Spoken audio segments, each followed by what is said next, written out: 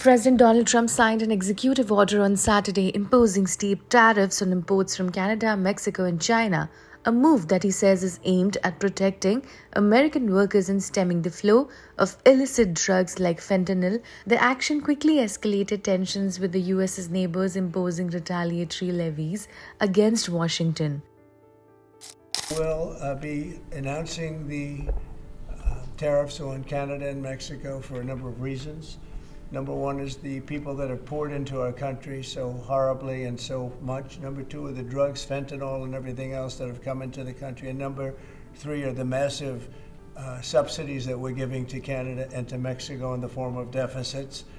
And I'll be putting the tariff of 25% on Canada and separately 25% on Mexico. And we will really have to do that because we have very big deficits with those countries. Those tariffs may or may not rise with time. And will oil be part of that, though? Because we get oil from Canada. Oil is going to have nothing to do with it as far as I'm concerned. Oil has nothing to do with it.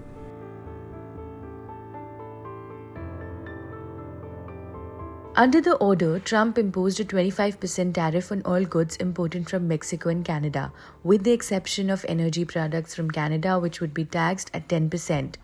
Goods from China would face a 10% tariff across the board.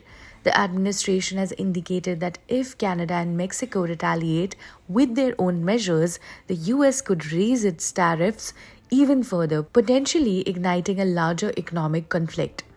The order, effective from Tuesday, is expected to disrupt key sectors in both Canada and Mexico, including auto manufacturing in Mexico and mineral processing in Canada. The ripple effects could also impact American industries such as farming, fishing, and auto production.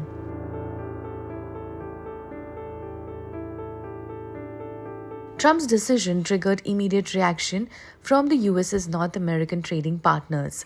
Mexican President Claudia announced that Mexico would impose retaliatory tariffs and take other measures to protect its interests. She also rejected Trump's accusations that the Mexican government has ties with criminal organizations. Canadian Prime Minister Justin Trudeau also introduced 25% tariff on American goods.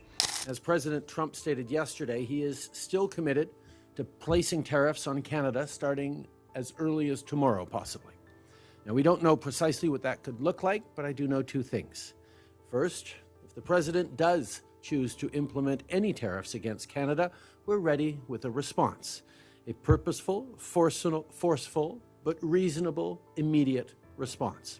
That if tariffs are implemented against Canada, we will respond. We won't relent until tariffs are removed, and of course, everything is on the table. Part of what this council has been doing is pulling together perspectives from across industries, from across different parts of the country to make sure that anything we do will be fair right across the country, that all Canadians will share in the job of standing up for our interests and, quite frankly, standing up to defend the most successful trading relationship in the world. Of course, I won't sugarcoat it. Our nation could be facing difficult times in the coming days and weeks.